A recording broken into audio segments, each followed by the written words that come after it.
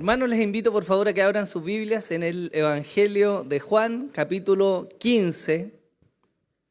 Vamos a leer los versículos del 1 al 10. Dice así la palabra del Señor. Yo soy la vid verdadera y mi Padre es el viñador. Todo sarmiento que en mí no da fruto, lo quita, y todo el que da fruto lo poda para que dé más fruto. Vosotros ya estáis limpios por la palabra que os he hablado. Permaneced en mí y yo en vosotros. Como el sarmiento no puede dar fruto por sí mismo si no permanece en la vid, así tampoco vosotros si no permanecéis en mí. Yo soy la vid, vosotros los sarmientos. El que permanece en mí y yo en él, ese da mucho fruto, porque separados de mí nada podéis hacer.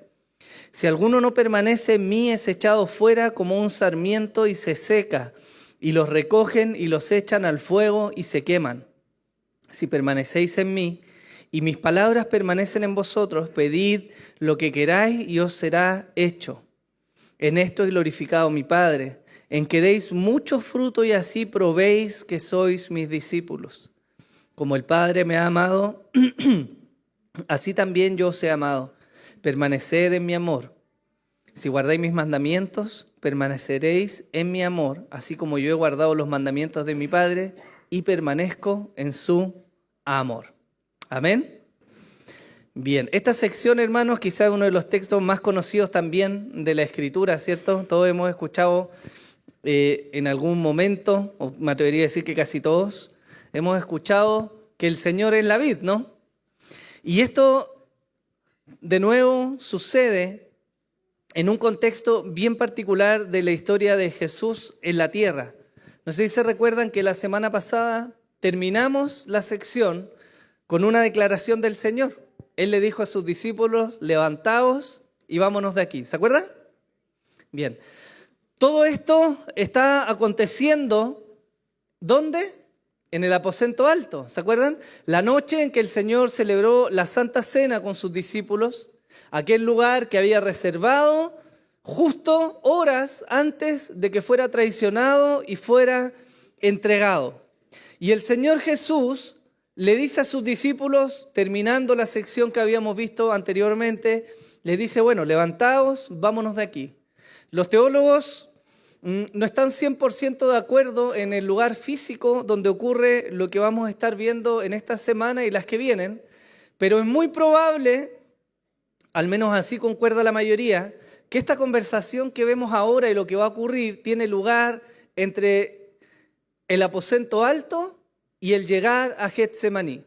Había un tramo que Jesús tenía que caminar con sus discípulos para llegar a aquel lugar donde sabemos lo que va a ocurrir, ¿cierto? El Señor va a orar, va a rogar al Señor, al Padre, ¿cierto? Que pase esta copa de Él, se va a someter a su voluntad y posteriormente va a ser entregado.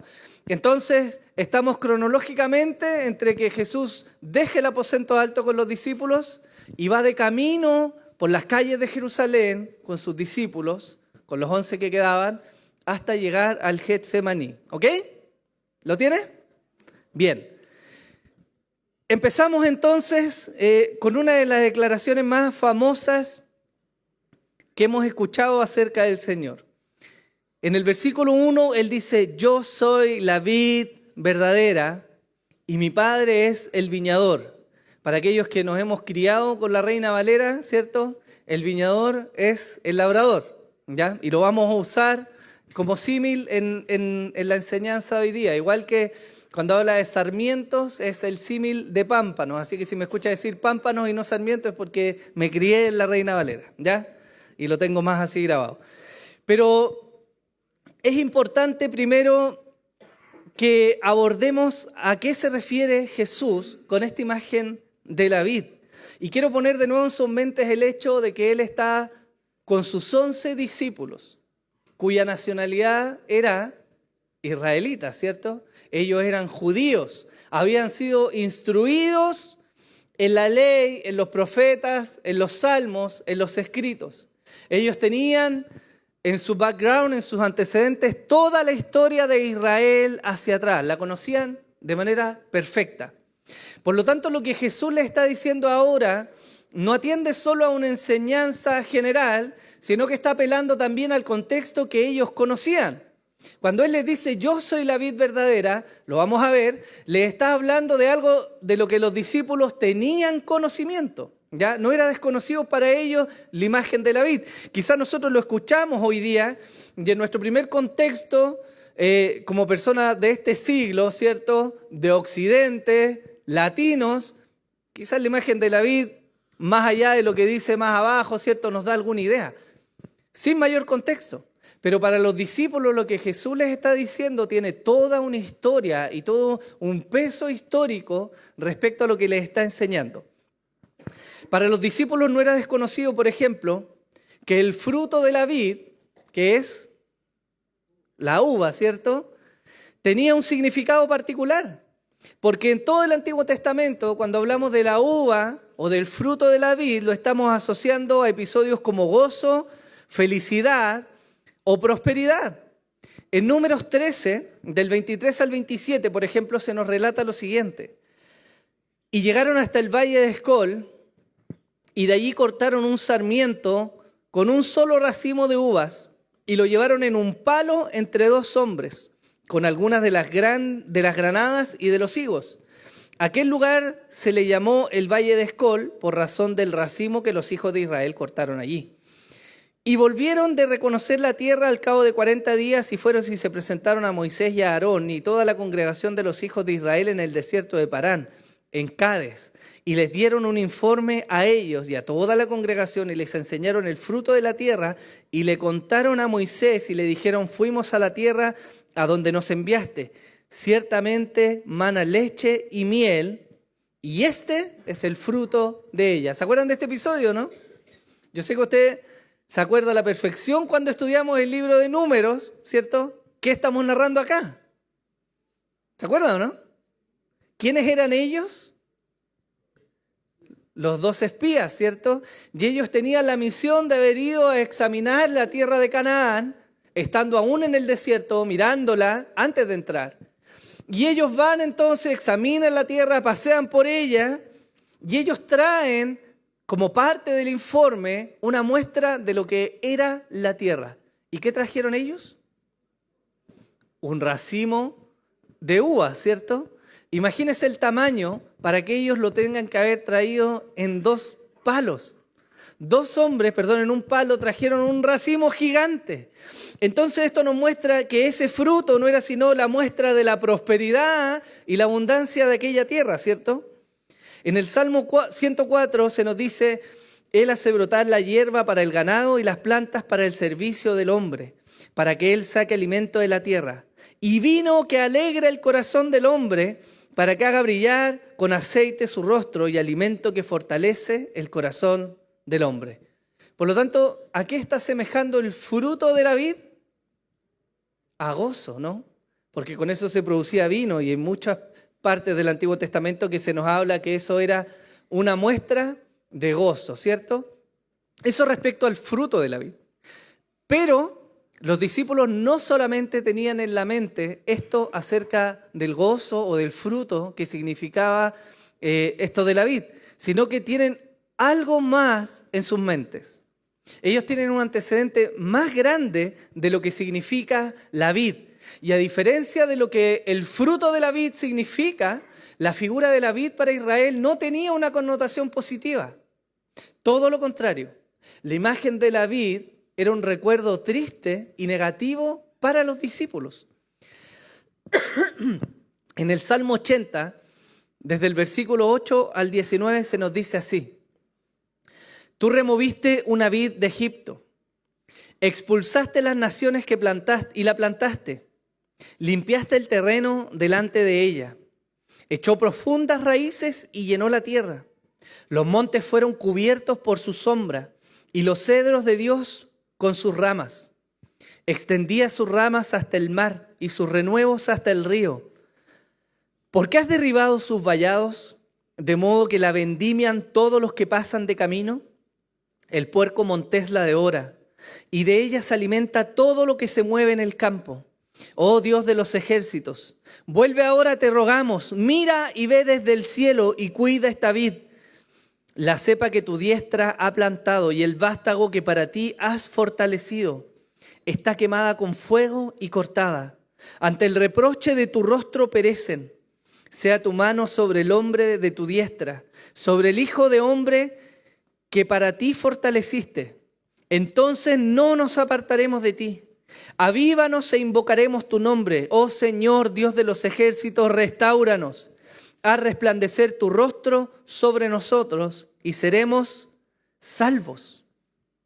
¿Se dan cuenta qué está ejemplificando la vid en este salmo?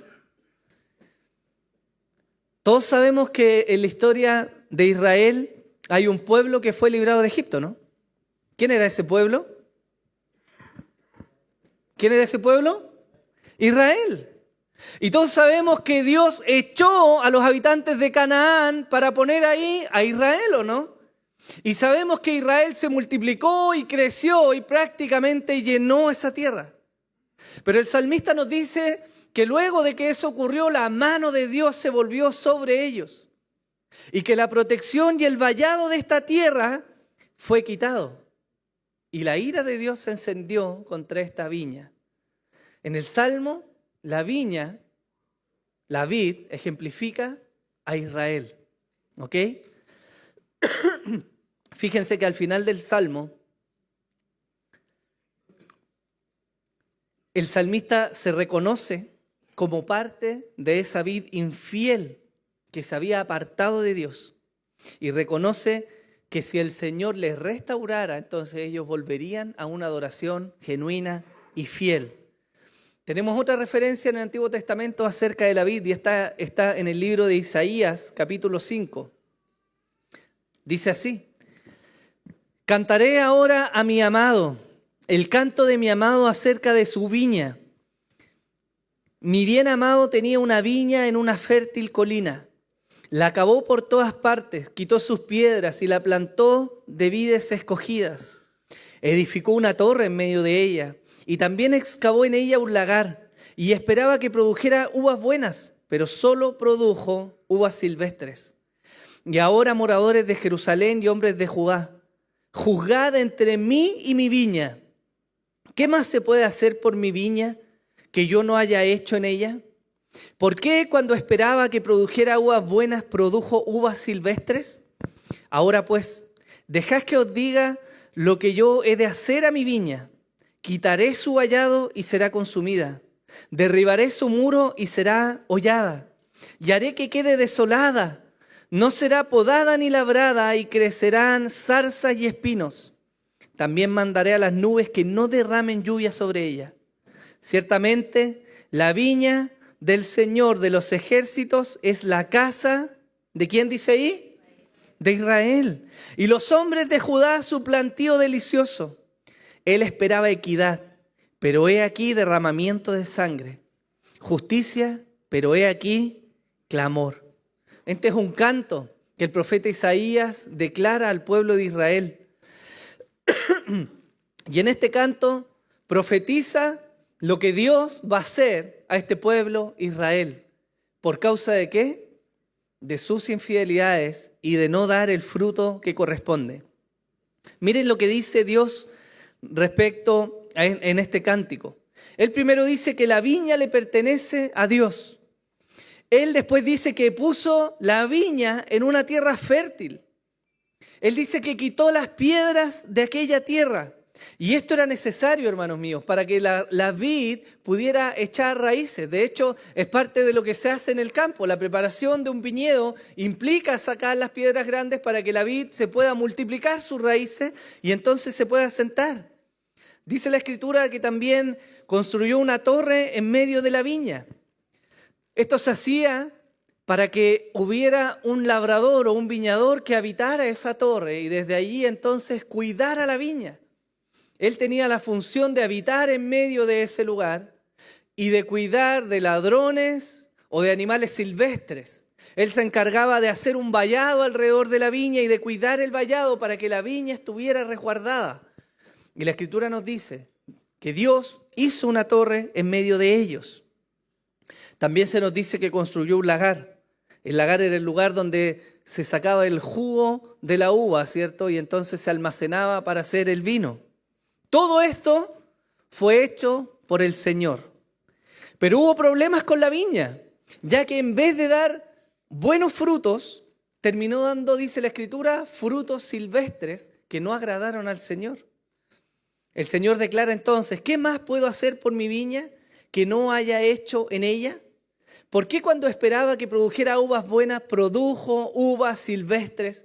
El Señor lo habla en un tono profético por boca de Isaías a un pueblo rebelde, como una recriminación, porque debiendo ellos dar un buen fruto, estaban dando un fruto que se caracterizaba por el derramamiento de sangre y por la opresión de sus hermanos.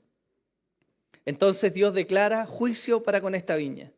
Dios va a quitar el vallado, Dios va a derribar los muros, Dios va a hacer que quede desolada y en vez de que crezca otra viña y se multiplique, Dios va a hacer que crezcan espinos y zarzas.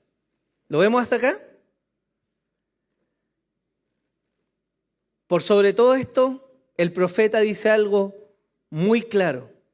Ciertamente la viña del Señor de los ejércitos es la casa de Israel. Y los hombres de Judá su plantío delicioso. Él esperaba equidad, pero he aquí derramamiento de sangre. Justicia, pero he aquí clamor. Vemos el contraste, ¿no? Entonces, tenemos una referencia más, que está en el libro de Jeremías, capítulo 2. De nuevo Dios vuelve a hablar al pueblo por boca de un profeta, esta vez Jeremías. Y en el versículo 21 él dice, pero yo te planté como vid escogida, toda ella de simiente genuina. ¿Cómo pues estás vuelto delante de mí, sarmiento degenerado de una vid extraña? Aunque te laves con soda y uses mucho jabón, la mancha de tu iniquidad está aún delante de mí, declara el Señor Dios. Esto relata la historia de Israel. Dios había levantado un pueblo escogido, ¿no? Porque ahí hubo elección de Dios, ¿o no? Porque de todos los habitantes de la tierra, Él llamó a un hombre que era Abraham. Y a través de él multiplicó una gran descendencia y formó un pueblo. Y llamó a este pueblo y lo hizo crecer y prosperar y lo llevó a la tierra que le había prometido y en la tierra lo hizo multiplicar. Y cuando Dios esperaba un fruto de justicia de este que era su pueblo, este fruto no produjo sino derramamiento de sangre e iniquidad, y es decir, dio un mal fruto. Esto tenían en la mente los discípulos cuando escucharon a Jesús hablar de la vid. Ellos sabían esta historia, ellos conocían, seguramente se cantaba en la tradición judía, parte de lo que el profeta Jeremías, de lo que el profeta Isaías había dicho y de lo que el Salmo representaba. Por lo tanto, para ellos las palabras de Jesús en primera instancia significan un choque, una contraposición, porque Él les está diciendo que viene a ser la vid, cuando la vid era una imagen negativa de lo que significaba el pueblo de Israel. Pero lo maravilloso de esto es que está a punto de cambiar la visión de los discípulos y por lo tanto en adelante lo que significaba la vid. ¿Por qué? En primer lugar, porque Jesús dice, yo soy la vid verdadera. Y fíjense que como dato curioso, a Juan que le gustaban los números, Juan es la séptima vez que deja registro acá en su libro, la séptima y última vez, de que Jesús dice, yo soy. 7 veces dijo Jesús, yo soy, durante su ministerio, y Juan relata ahora la última ocasión en que él dice, yo soy la vid verdadera. Es curioso que las otras 5 de las 7 veces ocurren en el ministerio público de Jesús. Es decir, el yo soy está expuesto delante de los fariseos y de la gente y del pueblo común. Pero estas últimas 2 ocasiones, Jesús se las dice solo a sus discípulos en el círculo íntimo. Él lo dice en Juan 14:6 y lo dice ahora en Juan 15:1. En segundo lugar, y aquí viene lo maravilloso, la declaración de Jesús significa que Él ahora está tomando el lugar de Israel. Hermanos, la historia de Israel está marcada por los hitos y experiencias maravillosas que vivió Israel. Ellos fueron formados como un pueblo único y particular en toda la tierra. Vieron la gloria de Dios, vieron los milagros, vieron las proezas, la provisión. Experimentaron el rescate de Dios de manera sistemática a lo largo de su existencia. Pero a pesar de esto, Israel fracasó una y otra vez. Este pueblo no fue capaz de consagrarse delante de Dios, sino que al contrario, en cada ocasión que se esperaba de ellos un pueblo santo para Dios, se halló en ellos un pueblo idólatra y vendido al mundo. A esta historia, o sea, a esta altura de la historia, no es diferente para los habitantes de Judá. Ellos habitan Jerusalén, pero Jerusalén no les pertenece. Jerusalén estaba a esta altura de la historia en manos del Imperio Romano. Otro más de los que estaban de turno. E Israel seguía viendo hacia atrás la gloria que alguna vez habían vivido, pero la veían de lejos. Ellos tenían en sus mentes la venida de un Mesías que iba a recuperar la gloria política de Israel. Un Mesías que se iba a levantar en armas, que iba a recuperar el control territorial, que iba a expulsar a los romanos y que les iba a devolver la gloria a Israel como la tuvieron alguna vez, como una nación grande y fuerte políticamente. Pero Jesús no venía a eso. El pueblo entonces había perdido la perspectiva de la verdadera piedad.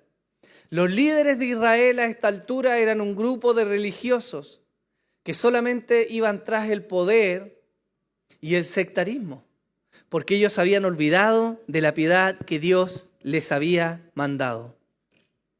La pregunta que viene entonces es cómo Dios iba a obtener un fruto agradable y piadoso de aquella vieja y desgastada viña. Judá seguía siendo esa viña, pero era una viña que no daba un buen fruto al Señor. Y no lo iba a dar, hermanos, a menos que Dios mismo interviniera. Y eso es lo maravilloso, porque Jesús viene precisamente a intervenir y a cambiar el curso de la historia para esta nación. Nuestro Señor Jesús entonces toma el lugar de Israel y es ahora la viña que Dios plantó. En Cristo, hermanos míos, se cumple que el fruto de la cosecha es una uva que sí va a glorificar a Dios. En Jesús se cumple que la vid va a ser genuinamente santa para Dios. Y en Cristo se cumple que este fruto de la vid sí va a traer gozo y alegría, como era de esperarse, al Dios que la plantó. Tal como el mismo apóstol Juan había escrito. Y aquí se vio una voz de los cielos que decía: este es mi Hijo amado, en quien me he complacido. Jesús, hermanos míos, entonces viene a tomar el lugar de Israel. Él asume la carga que aquel pueblo de Dios nunca había podido llevar. El fracaso de Israel empujó al Hijo de Dios a tomar el lugar del pueblo. Lo vemos hasta acá, ¿cierto? Por lo tanto, cuando Él les está diciendo a los discípulos: yo soy ahora esta vid, Él les está cambiando el esquema. Y se está presentando como una vid que verdaderamente va a cumplir el propósito de Dios. Los discípulos entonces están poniendo ahora su esperanza en esta vid que sí es capaz de agradar al Padre, hermanos míos. Y Él usa un adjetivo particular. Porque cuando Él describe la vid, Él no solo dice yo soy la vid, sino que Él dice yo soy la vid verdadera. Él es el verdadero Israel. Jesús es, hermanos, aquel obediente pueblo de Dios que no pecó como Adán. Aquel verdadero Isaac que está a punto de ser entregado para satisfacer la ira de Dios. Aquel sincero y obediente Moisés que no ensució jamás el nombre de Dios. Aquel verdadero David que reina con integridad y poder sobre el pueblo de Dios. El verdadero Salomón sobre el cual reside toda la sabiduría del cielo. Y el verdadero Jeremías que anuncia la voluntad de Dios a los hombres hoy. Explícitamente, como lo muestra el texto, Jesús es la verdadera vid de Dios. Y esta vid de Dios entonces ahora sí es capaz de dar un fruto que agrade a Dios. Jesús sí va a dar un fruto que va a deleitar a Dios. Y eso es maravilloso para la vida de los discípulos. ¿Sabe por qué? Porque en esto se basa la salvación de los creyentes. Hermanos, si nosotros estamos acá pensando hoy día que en nosotros mismos existe algo de lo cual Dios se puede agradar por nosotros mismos, no tenemos idea. Porque no somos mejores que Israel. No hemos llevado el rigor del cumplimiento de la ley como Israel lo intentó llevar. Porque es cierto que criticamos a Israel por su infidelidad, pero su rigor y su devoción era mayor que la nuestra muchas veces, ¿o no?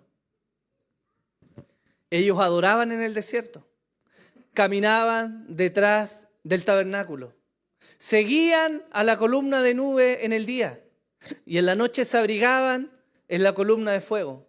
Fueron obedientes cuando Dios los mandó a luchar. Y a pesar de que efectivamente el pueblo falló una y otra vez, en muchas ocasiones demostraron una devoción tremenda por el Dios de Israel. Y estamos nosotros acá hoy día, pecadores, falentes, indignos por nosotros mismos. Los discípulos lo sabían. Por eso esta figura es tan maravillosa para ellos. Porque ahora el fruto no dependía de un pueblo falente, sino que estaba puesto en alguien perfecto, que es Jesús. Jesús también nos dice que el Padre es el labrador de la vid. La vid, cierto, es la planta que se extiende. Los pámpanos o los sarmientos son aquella extensión de la planta sobre la que se produce la uva. Y el labrador tiene una función particular. Porque el labrador era el que habitaba en la torre, era el que protegía la vid, el que levantaba vallado, el que sacaba el fruto, el que quitaba la maleza, el que limpiaba y daba todo para que el fruto se pudiera presentar. Ese es el Padre. Y esto es motivo de gozo y esperanza, hermanos. ¿Saben por qué o no? Porque es el Padre quien entrega el agua que la vid necesita. Él la va a acercar. Él va a enderezar la vid. ¿Cuántos saben que los viñedos tienen que ponerse estacas, cierto? Que vayan haciendo que la vid crezca por ahí, ¿cierto? Y pueda entonces extenderse. Él cuida los pámpanos y los poda. Él recoge el fruto. Y además de recogerlo, este labrador cuida el fruto que viene de esta vid. Y esa es la figura que Jesús nos está diciendo que el Padre cumple ahora para con la vid. Juan 10, 27 y 29, miren lo que dice. Mis ovejas oyen mi voz y yo las conozco y me siguen. Yo les doy vida eterna y jamás perecerán y nadie las arrebatará de mi mano. Mi Padre que me las dio es mayor que todos y nadie las puede arrebatar de la mano ¿de quién? Del Padre. Como vemos entonces, hermanos, el Padre tiene un cuidado activo sobre las ovejas. Y en este caso, sobre los pámpanos, que es el símil, ¿no? En Mateo 6, 25 y 26 se nos dice, por eso os digo, no os preocupéis por vuestra vida, qué comeréis o qué beberéis, ni por vuestro cuerpo qué vestiréis. ¿No es la vida más que el alimento y el cuerpo más que la ropa? Mirad las aves del cielo, que no siembran, ni ciegan, ni recogen en graneros, y sin embargo vuestro Padre Celestial las alimenta. ¿No sois vosotros de mucho más valor que ellas? El Padre también tiene cuidado, ¿cierto? En este caso, de los pámpanos. Los protege, los cuida. Eso es lo que Jesús le está transmitiendo a los discípulos. No solo está asegurando la esperanza del fruto que va a venir, sino que además les está diciendo que ellos, en su función o en su rol de pámpanos, que dependen de la vid, van a ser cuidados activamente por el Padre. Eso en el versículo 1 solamente, imagínense. Nos quedan 9 versículos más para ver hoy día, pero vamos a ir más rápido. Porque de ahí Jesús pasa de declarar cuál es el fundamento a hablar entonces de los tipos de pámpanos. Y básicamente él dice, bueno, hay un pámpano malo y un pámpano bueno. Desde el versículo 2 dice, todo sarmiento o pámpano, ¿cierto?, que en mí no da fruto lo quita y todo el que da fruto lo poda para que dé más fruto. Vosotros ya estáis limpios por la palabra que os he hablado. Permaneced en mí, yo en vosotros, como el sarmiento no puede dar fruto por sí mismo, si no permanece en la vid, así tampoco vosotros, si no permanecéis en mí. Yo soy la vid y vosotros los sarmientos. El que permanece en mí, yo en él, este da mucho fruto, porque separado de mí nada podéis hacer. Si alguno no permanece en mí, es echado fuera como el sarmiento y se seca. Y los recogen, los echan en el fuego y se queman. Si permanecéis en mí, mis palabras en vosotros, pedid lo que queráis y os será hecho. En esto he glorificado a mi Padre. ¿En qué? ¿En qué he glorificado al Padre? En que deis mucho fruto y así probéis que sois mis discípulos. Entonces fíjense que acá tenemos que empezar a hilar más fino. Porque Jesús sí le está hablando a los 11, le está hablando que hay un pámpano que tiene un destino que no es agradable. Jesús declara que hay un mal pámpano. Y él dice que ese mal pámpano que no da fruto o que da mal fruto será quitado de la vid y será echado fuera y se secará para ser recogido y ser puesto ¿dónde? En el fuego. Y quizás como contexto, hermano, yo no sé si usted ha tenido la oportunidad de alguna vez visitar una viña. No me levante la mano para que nadie lo juzgue. Pero si usted ha ido a una viña, usted va a notar que dentro de todas las plantas o los árboles, la viña tiene una característica particular. Y es que su madera no sirve ni para construir ni para hacer muebles. La madera de la vid y las ramas que se extienden de la vid tienen una conformación que no las hace aptas sino para dar uva. Y si no dan uva, no sirven para nada. Entonces lo que Jesús le está diciendo y que los discípulos ya saben es que si estos pámpanos no dan un fruto, entonces lo que hace el labrador es cortarlos, dejar que se sequen y tienen solo un uso posible. Y no es compost, es ir a los hornos. Porque sirven entonces para alimentar el fuego. Y ese fuego servirá para otras cosas. ¿De qué nos está hablando esto? Esta parábola nos está hablando, hermanos, de una realidad fría y aterradora, pero que no podemos excluir. Y Jesús nos está hablando en esto, de lo que significa realmente el infierno. Tenemos en la mente que existe una neutralidad, que el ser humano puede tener un estado neutro, en el cual, bueno, no estoy tanto con Dios, estoy más o menos, no estoy dando fruto, pero igual Dios me ama, ¿cierto? Y Dios se agrada de mí, pero la Escritura nos dice que no. Jesús nos está diciendo, este pámpano o da buen fruto, o va a ser cortado y va a ser echado al fuego, y no hay otra realidad. En Mateo 10:28, Jesús dice, no temáis a los que matan el cuerpo, porque no pueden matar el alma. Más bien teman a aquel que puede hacer perecer tanto el alma como el cuerpo en el infierno. Mateo 25 dice, pero cuando el Hijo del Hombre venga en su gloria y todos los ángeles con él, entonces se sentará en el trono de su gloria y serán reunidas delante de él todas las naciones y separará a unos de otros, como el pastor separa las ovejas de los cabritos, y pondrá las ovejas a su derecha y los cabritos a su izquierda. Entonces el rey dirá a los de su derecha, venid benditos de mi Padre, heredad del reino preparado para vosotros desde la fundación del mundo. Porque tuve hambre y me diste de comer, tuve sed y me diste de beber, fui forastero y me recibiste, estaba desnudo y me vestiste, enfermo y me visitaste, en la cárcel y vinisteis a mí. Entonces los justos le responderán diciendo, Señor, ¿cuándo te vimos hambriento y te dimos de comer, o sediento y te dimos de beber? ¿Y cuándo te vimos como forastero y te recibimos, o desnudo y te vestimos? ¿Y cuándo te vimos enfermo o en la cárcel y vinimos a ti? Respondiendo el rey les dirá, en verdad os digo que en cuanto lo hiciste a uno de estos mis hermanos pequeños, a uno de los más pequeños, a mí lo hicisteis.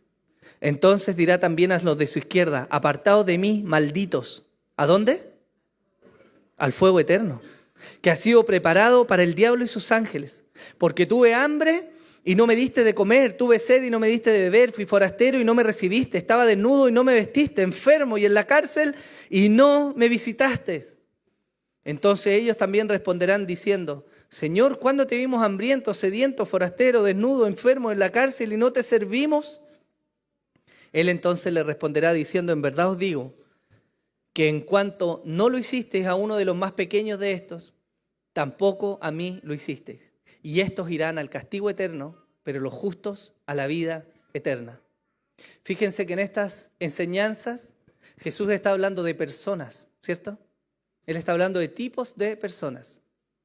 Y en los pámpanos, cuando está enseñando de la vid y los pámpanos, hermanos míos, está hablando de personas. Él está diciendo a sus discípulos, yo soy la vid y ustedes son los pámpanos.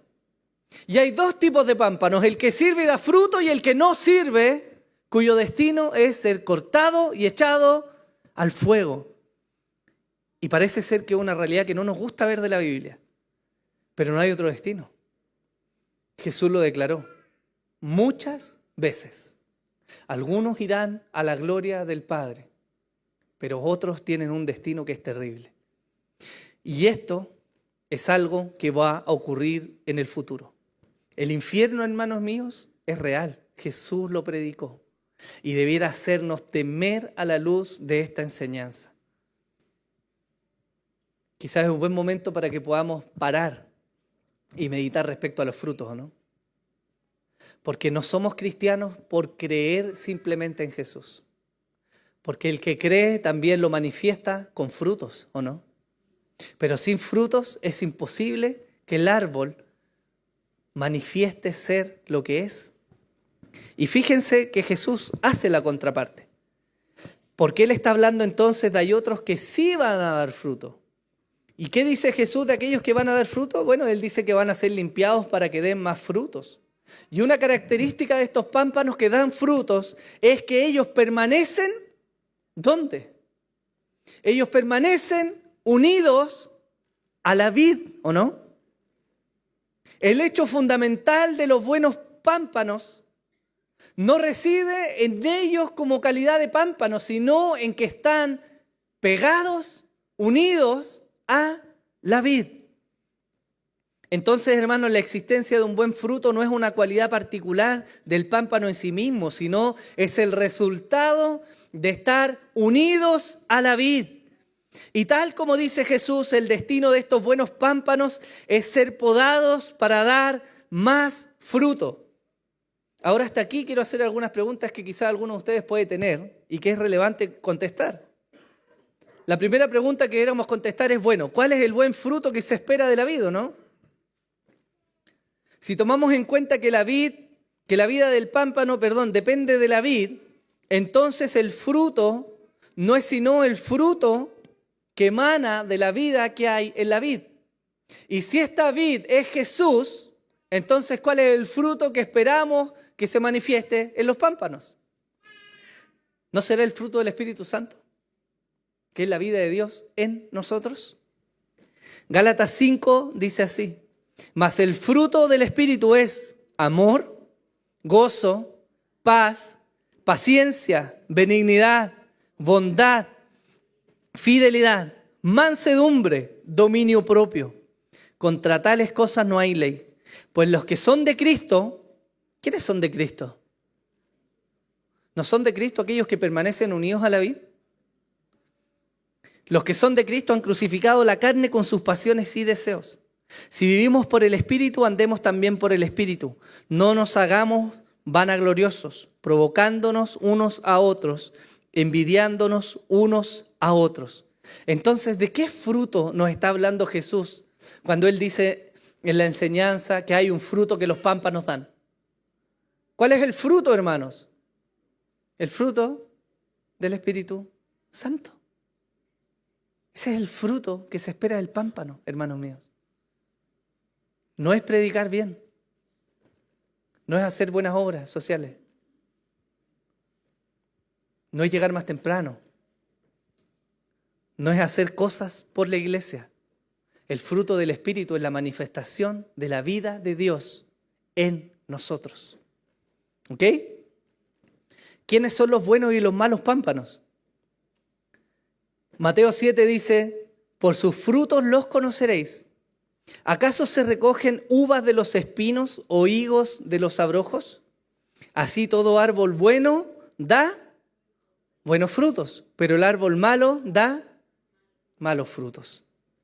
¿Acaso puede una planta verdaderamente unida a la vid dar otro fruto que no sea la buena uva? Hermanos, eso es imposible. Por lo tanto, los buenos y los malos pámpanos tienen que ver con dónde están ellos unidos. Eso quiere decir que los buenos pámpanos son los escogidos de Dios y que los malos pámpanos son aquellos que, aunque están en la viña o en nuestro contexto, la iglesia local, no son parte de la viña.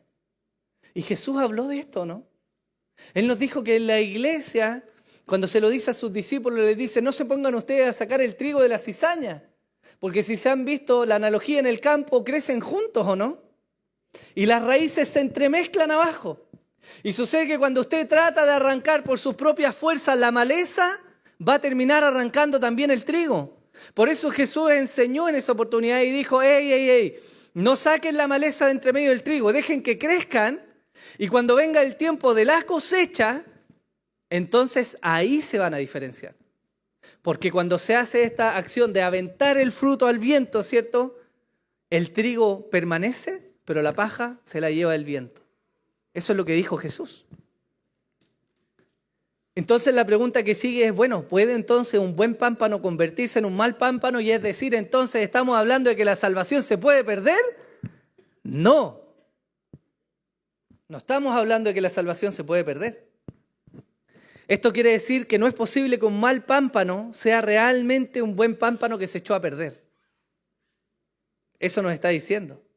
Y lo cierto es que en la vida de nosotros, hermanos, en el diario, seguimos afectados por el pecado, ¿no? Nuestra naturaleza hoy día, aunque gobernada por el Espíritu, sigue sujeta al pecado. Por eso Pablo dice: lo que quiero hacer no lo hago, y lo que no quiero hacer termino haciendo, porque hay una naturaleza que aún está presente en mí, y esa naturaleza es el pecado. Y lo cierto es que todos nosotros, hermanos, en la vida diaria pecamos, ¿o no? ¿No nos hablamos mal a veces? ¿No nos celamos a veces? ¿No nos abandonamos parcialmente a veces unos a otros, o no? Eso es propio de la vida caída, lamentablemente. Pero nosotros tenemos que mirar la panorámica. Proverbios 4 nos dice: mas la senda de los justos es como la luz de la aurora, que va aumentando en resplandor hasta que es pleno día. Eso quiere decir que podemos pasar por malos periodos. Pero hermanos, si nosotros llevamos 25, 30, 40, 50 años de evangelio y seguimos siendo una persona que vista desde afuera no parece un cristiano, entonces tenemos que entrar a preocuparnos realmente. Porque el buen árbol, por su naturaleza de ser buen árbol, va a dar buenos frutos, hermanos. Si no hay otra explicación. Pero el que no es buen árbol, su vida va a testimoniar de que no está unido a Jesús. Eso es evidente. Dicho esto, comprendemos entonces que los buenos pámpanos son los creyentes que por la fe permanecen unidos a Jesús para glorificar a Dios y dar el fruto del Espíritu Santo en sus vidas. Y por el contrario, los malos pámpanos no manifiestan el fruto del Espíritu en sus vidas. Y esto aquí, hermano, debiera primeramente hacernos reflexionar mucho respecto a lo que somos. Porque nos habla de la vida de un cristiano. Es cierto que algunos tienen, hermanos míos, dificultades. Y es evidente que no somos perfectos. No lo somos, somos pecadores. Pero también es evidente, hermanos míos, cuando el fruto del Espíritu está en nosotros. Aunque sea disminuido, aunque sea en periodos. Pero tenemos que preguntarnos realmente y reflexionar.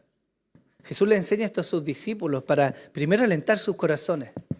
Porque les está diciendo, si la vida ahora cambió y ya no es este Israel falente, sino que es Él la vid, entonces el fruto está asegurado. Pero aún ellos se iban a encontrar con gente que tenía apariencia de ser un pámpano, pero terminó siendo otra cosa. ¿Y cómo lo vemos? Únicamente por su fruto. No hay otra forma de verlo. Porque nosotros no somos capaces, hermanos míos, de leer los corazones. Por eso la Biblia nos alienta en reiteradas ocasiones a no juzgar rápidamente a alguien. porque no podemos ver los corazones, pero sí somos capaces de ver los frutos. Y antes de que nos pongamos a mirarnos los unos a los otros, a ver cómo está nuestro fruto, yo creo que cada uno es capaz de mirar y examinar su propia vida. El apóstol Pedro dice, examinaos vosotros a ver si estáis en la fe o no. Pablo, me soplan. Mírese cada uno a saber si está en la fe o no. Porque no vaya a ser, hermanos, que creemos ser pámpanos estando en la iglesia cuando en realidad el fruto que producimos es amargo. Y fíjense que en todo lo que nos ha dicho Jesús y el contexto de la vid tiene que ver finalmente con un fruto que Dios recibe. Porque cuando la vida del Espíritu está en nosotros y nuestra vida es moldeada y el fruto del Espíritu es manifestado, hay alguien que se agrada. Y no necesariamente va a ser la persona que tenemos al lado. Ese alguien que se agrada es Dios. Él espera, hermanos míos, cosechar de su pueblo. El cristianismo no se trata de una experiencia personal egoísta. Yo vine a recibir de Dios. Sí, lléname, lléname, Señor, a mí. Hermanos, el cristianismo no está dispuesto para eso. Está dispuesto para que, es cierto que recibimos de Dios y nos llenamos y nos gozamos, pero eso tiene que manifestarse en dar vida. Cuando Dios llamó a su pueblo Israel, lo dijo que lo había llamado para ser un pueblo santo, apartado del mundo, pero con un propósito. Porque Él le dijo, a través de ustedes, todas las naciones de la tierra serán bendecidas. Entonces la experiencia de Dios con su pueblo no era para que ellos se llenaran, era para que ellos fueran bendición en medio de ellos. Y ese es el reproche de Dios a su pueblo. Habiéndoles mostrado el camino, habiéndoles dado gracia, esperanza, habiéndolos bendecido de tantas maneras, se volvió un pueblo egoísta y abandonó a Dios. Y cuando abandonaron a Dios se volvieron tiranos y opresores unos de otros. Entonces las naciones dejaron de ver al Dios justo, santo y poderoso en medio de Israel. Y comenzaron a ver el mismo paganismo que veían en sus naciones. Por eso el juicio de Dios vino y cayó sobre Israel. Y ese Dios, que nos parece el Dios del Antiguo Testamento, hermanos míos, no ha cambiado. Porque es el mismo Dios que condena a Ananías y Zafiras en el Nuevo Testamento, después de la venida del Espíritu Santo, cuando ellos le mienten a Dios. ¿Ha leído usted eso, no? Dios no le dijo, te voy a dar otra oportunidad, mira, Ananías, ora 5 Padres Nuestros, anda a la iglesia, trata de dar una buena ofrenda y te voy a perdonar. Dios los fulminó, hermanos, inmediatamente. Dios no cambia. Él espera recibir de nosotros. Por eso nos reunimos hoy día y lo hemos enseñado quizás en otras ocasiones, que el culto público, hermanos, si bien nosotros somos consolados, animados, fortalecidos, es evidente. Pero nosotros venimos a tributar alabanza a Dios. Por eso nos presentamos y llegamos a una hora, porque estamos rendiendo alabanza a Dios, ¿no? Porque en la semana hemos experimentado la fidelidad de Dios sobre nuestras vidas, ¿o no la hemos experimentado? Hermanos, ¿no ha sido bueno Dios con nosotros? ¿No nos ha acercado Dios, como dice la Escritura, que cercó esta viña? ¿No nos ha provisto alimento, abrigo, nos ha guardado, nos ha dado trabajo, nos ha fortalecido y nos ha sostenido en medio de la adversidad? Entonces lo que se espera en el culto público es que nosotros vengamos a tributar alabanza y adoración a Dios. Y eso es evidente cuando el fruto del Espíritu está en nosotros. Por lo tanto, mírese cada uno a sí mismo, hermano. Y examine si el fruto que está dando hoy día es un fruto que agrada al Señor. Es cierto que algunos tienen habilidades y capacidades que, utilizadas para el Señor, terminan glorificándole. Pero miren esto. ¿Qué hay de nuestro mal carácter? ¿Qué hay de los malos hábitos, hermano? ¿Qué hay de esa lengua larga? ¿O qué pasa con ese corazón rápido para juzgar? ¿Qué pasa con esos ojos que son inquietos, rápidos para mirar lo que no deben? ¿O con esa mirada despectiva que tenemos hacia otros hermanos? Nosotros hasta aquí tenemos solamente 2 posiciones. O no somos un pámpano pegado a la vid y nuestro destino entonces es la perdición en el infierno, según lo dijo Jesús. O hay una mejor noticia, que si usted es un hijo del Señor y entonces un pámpano, no le queda otra más que esperar el proceso de poda en su vida. Y yo me imagino que cuando alguien viene y nos corta una extremidad, no es ni agradable, ni parece ser a primera instancia algo bueno, ¿no? Pero es lo que Dios hace con sus hijos. Dios se preocupa de podar a sus hijos. ¿Para qué? Para que den más fruto. Y esa poda no es sino el que Dios nos transforme a la imagen de Cristo. Y eso no puede pasar, hermanos míos. Es imposible que pase si la tijera de Dios no pasa por nosotros. Si Dios no extermina de nosotros los malos hábitos, las malas conductas, las malas palabras, el mal carácter, la falta de templanza y todo lo que se opone al fruto del Espíritu, es imposible que podamos crecer.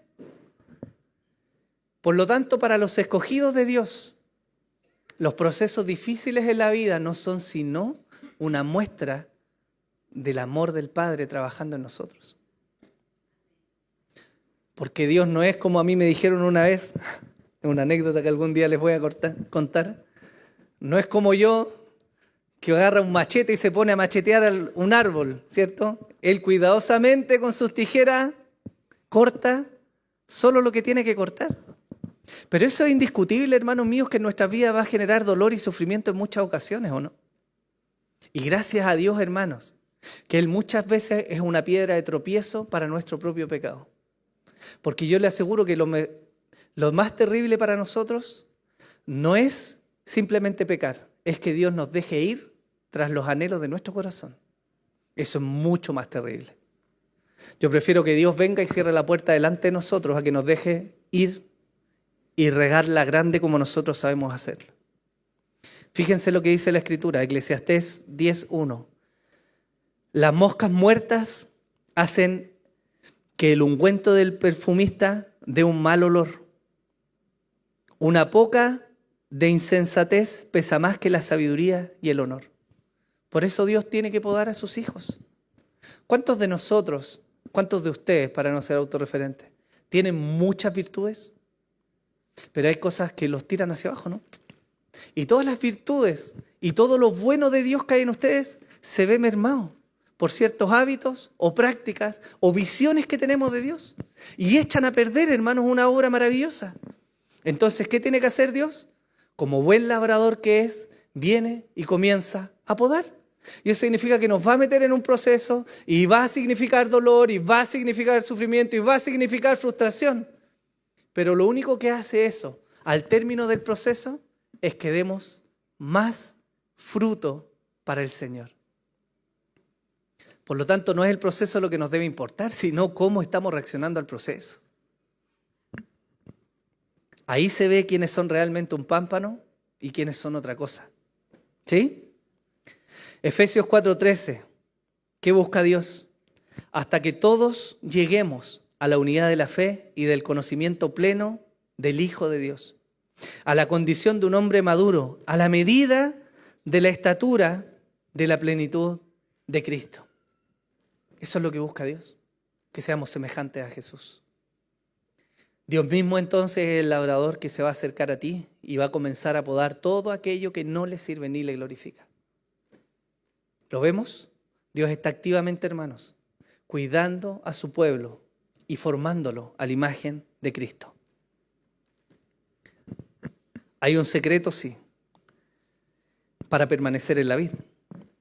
Porque los versículos 9 y 10 dicen, como el Padre me ha amado, así también yo os he amado. Permaneced en mi amor. Si guardáis mis mandamientos, permaneceréis en mi amor, así como yo he guardado los mandamientos de mi Padre y permanezco en su amor. Jesús nos vuelve a recordar algo que lo vimos al inicio de la serie. Y es quizás lo más importante y en lo que más ha hecho énfasis en toda esta sección, que de nuevo son los capítulos 3 al 17 que abarcan la última noche de Jesús solo con sus discípulos. Y el fundamento, lo más importante, lo que más enfatiza, lo primordial, es el amor. Eso está diciendo. Ámenme, permanezcan en mi amor, ámense unos a otros. Y la pregunta que sigue es, bueno, ¿cómo podemos permanecer en Jesús? Y aquí tenemos dos cosas que ver. Jesús nos dice que para permanecer en Él tenemos que obedecer sus mandamientos. O más bien que el obedecer a sus mandamientos es una muestra de que permanecemos en Jesús. Pero no es solo una muestra, hermanos, sino es realmente el motor que nos mueve a permanecer en Jesús y a obedecer. Y aquí usted se va a encontrar con algo que se llama la soberanía de Dios y la responsabilidad del hombre. Porque en primer término, la responsabilidad del hombre es clara y evidente en todo el mensaje del Evangelio. Muchas veces olvidamos la responsabilidad del hombre en la vida cristiana. Pero fíjense que cuando Jesús comienza a predicar, Marcos 1:14 muestra eso. Él dice, después que Juan había sido encarcelado, Jesús vino a Galilea proclamando el Evangelio de Dios, diciendo, el tiempo se ha cumplido y el reino de Dios se ha acercado. Ahora, ¿qué dice? Arrepentíos, no está, guateamos ahí en el versículo. Arrepentíos y creed en el Evangelio. Jesús no está diciendo, yo los voy a arrepentir y yo creo por ustedes. ¿En quién recae la acción de arrepentirse y creer? ¿En quién? Y fíjense que cuando Jesús está diciendo, permanezcan en mi amor, ¿qué está diciendo ahí? ¿En quién recae la acción de permanecer? Tú debes permanecer. Él está diciendo a sus 11, ustedes deben permanecer. Ustedes deben obedecer. Por lo tanto, parte del mensaje del Evangelio tiene que ver con la responsabilidad propia de cada uno de nosotros, hermanos. Tenemos grado de responsabilidad en esto, ¿no? Proverbios 28:13 dice, el que encubre sus pecados no prosperará, mas el que los confiesa y los abandona hallará misericordia. ¿Y cuál es la acción de ahí del hombre, del pecador? Él tiene que confesar y él tiene que apartarse. Y entonces viene de Dios la gracia y la misericordia. No hay cristiano verdadero que no se haya arrepentido. Y Dios no se arrepiente por nosotros, pero nos guía al arrepentimiento, que es diferente. Entonces hay una parte de la responsabilidad, hermanos, que sigue estando de nuestro lado, en el hombre. Pero para permanecer en Jesús no se trata solo de la responsabilidad del hombre, sino que la permanencia en Jesús viene por un acto de la gracia divina, que por medio de la obra del Espíritu Santo nos lleva a la convicción del pecado y entonces podemos llegar al arrepentimiento. Cuando nos arrepentimos verdaderamente, ¿no es porque antes vino la convicción del arrepentimiento, no? ¿Sí o no? Por lo tanto, Dios es el artífice de la gracia en nuestras vidas. Y Dios es el inicio de este cambio porque Él nos muestra la gravedad del pecado y nos muestra la salida. Y queda en nosotros doblar rodillas y arrepentirnos, ¿o no? Esto significa que entonces hay un problema en nuestros corazones que tiene que ver con el amor. Porque el amor, hermanos míos, va a manifestar una sumisión interna y una obediencia externa. Seguir a Jesús y permanecer en su amor tiene que ver finalmente con afectos, hermanos. ¿Qué o quién amamos más? Tiene que ver solamente con eso. Cuando amamos a Jesús no significa que nosotros somos más capaces o más pudientes para llegar a Dios, pero sí nos lleva a ver lo que Él ha hecho y entonces nos guía al arrepentimiento del Espíritu Santo y entonces ahí permanecemos unidos en la vida. Hermanos, el Señor dijo, apartados de mí, nada pueden hacer. Nada, hermanos. ¿No podemos ser buenos padres apartados de Jesús, o sí? ¿No podemos ser buenos esposos y esposas apartados de Jesús, o sí? ¿No podemos ser buenos hermanos cristianos o buenos trabajadores o lo que usted quiera hacer? Apartados del Señor no vamos a manifestar su gloria. Y a esto se refiere Jesús. Por un lado nos llama a esforzarnos en obedecer al Señor y buscarlo con toda nuestra fuerza, tal como dice el mandamiento, ¿no? El resumen de la ley. Amarás al Señor tu Dios con todo tu corazón, con toda tu alma, con todas tus fuerzas. ¿A quién se lo pide? A nosotros, ¿cierto? Pero por otro lado, hermano, debemos rendir nuestro corazón a la realidad de que no damos la talla, de que usted ni yo podemos agradar a Dios por nuestros propios medios. Y ahí de nuevo se exalta la figura de Jesús, porque Él es la vid, hermanos. No debemos preocuparnos de cómo vamos a dar el fruto, sino de estar unidos a la vid. Porque estando unidos a la vid, el fruto va a venir. Hermanos, la rama, el pámpano que da la uva no se esfuerza, no hace, sale uva. Él está unido a la vid y con el solo hecho de estar unido a la vid, la uva va a venir. Por lo tanto, para nosotros, hermanos míos, y es a lo que los quiero animar, si permanecemos en Jesús, que es la vid verdadera, no hay otro resultado posible sino el dar un fruto que glorifique y honre el nombre del Señor. No se preocupe por la tierra porque hay un buen labrador que tiene cuidado de nosotros. Él está encargado de preparar las circunstancias y el terreno. Él va a quitar, Él va a sacar, Él va a poner. Preocúpese usted de permanecer en Jesús. Amén. Póngase de pie entonces, por favor. Me gustaría hacerle una pregunta antes de que oremos. Y esta pregunta es si usted confía en Jesús. ¿Usted confía en Jesús? ¿Realmente confía en Jesús? ¿Con todo su corazón confía en Jesús? Entonces, hermanos, no tema las circunstancias que están alrededor suya, porque eso no está bajo su dominio, eso está bajo el control del labrador. Pero preocúpese de confiar profundamente en Jesús. Ame al Señor con todo su corazón.